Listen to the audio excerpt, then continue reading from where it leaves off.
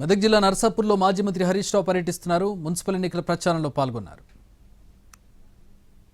తులం బంగారం ఎప్పుడు ఇస్తావా రేవంత్ రెడ్డి అంటే నీ కళ్ళు గొడ్లు ఉడవీకి గోటీలాడతా అంటాడు.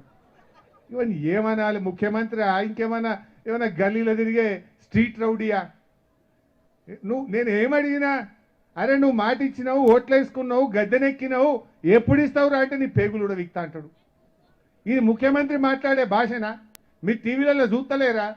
ముఖ్యమంత్రి అంటాడు గెలిచినోడు ప్రజలకు మంచిగా పనిచేయాలి. నేను అడుగుతున్న నర్సాపూర్లో ఈ 2.5 ఏళ్ళ కాంగ్రెస్ వచ్చి ఒక్క పైసా పని నర్సాపూర్లో రూపాయి పని ఎక్కడైనా చూపిస్తారా?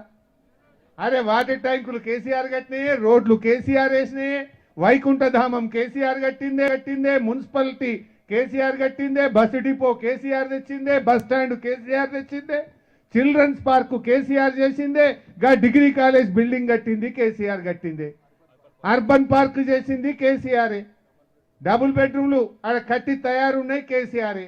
యాడొక రూపాయి పని ఉన్నదామా 2.5 ఏళ్ళల్లో? ఏమన్నా చేసిండ్రా?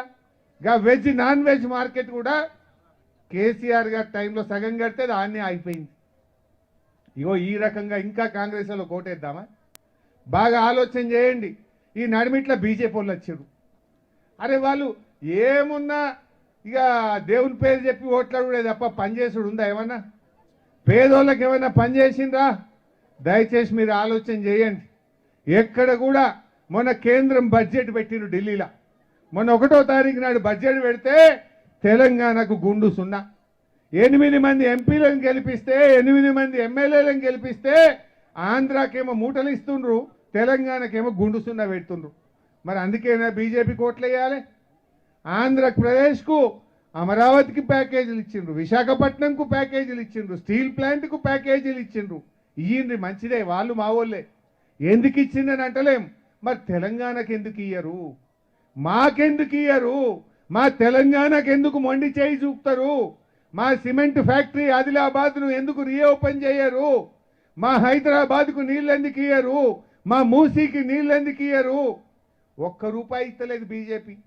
అన్ని గుజరాత్కే, అంతా ఉత్తర భారతదేశంకే.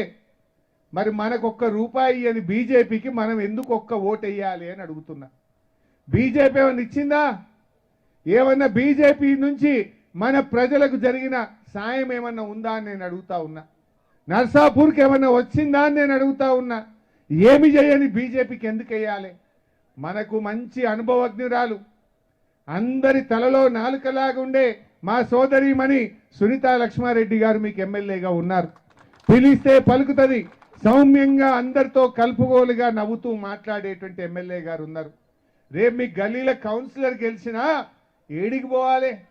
ఎమ్మెల్యే దగ్గరికే పోవాలి కదా. మరి బీజేపీ కౌన్సిలర్ గెలిస్తే వస్తాడా స్వతంత్రంగా? ఇప్పుడు ఈ భిక్షపతి గెలిచింది అనుకో, అక్క అంటాడు, పోతాడు, దండం పెడతాడు, నా గల్లీలో బోర్ అయిపోయమని అడుగుతాడు. ఈ బాలరెడ్డి ఉన్నాడు అనుకో, అక్క నా గల్లీలో 2 పోళ్ళకు బుగ్గలు కావాలంటాడు, బాలరెడ్డి పోతాడు, కూర్చుంటాడు, అక్క దగ్గర పని చేసుకుంటాడు. అశోక్ గౌడ్ ఉన్నాడు అనుకో, అక్క మా గల్లీలో ఇగో మా ముదిరాజులకు ఫంక్షన్ హాల్ కావాలని అడుగుతాడు. లేకపోతే మా నయీం భాయ్ ఉన్నాడు అనుకో, హమారా దర్గా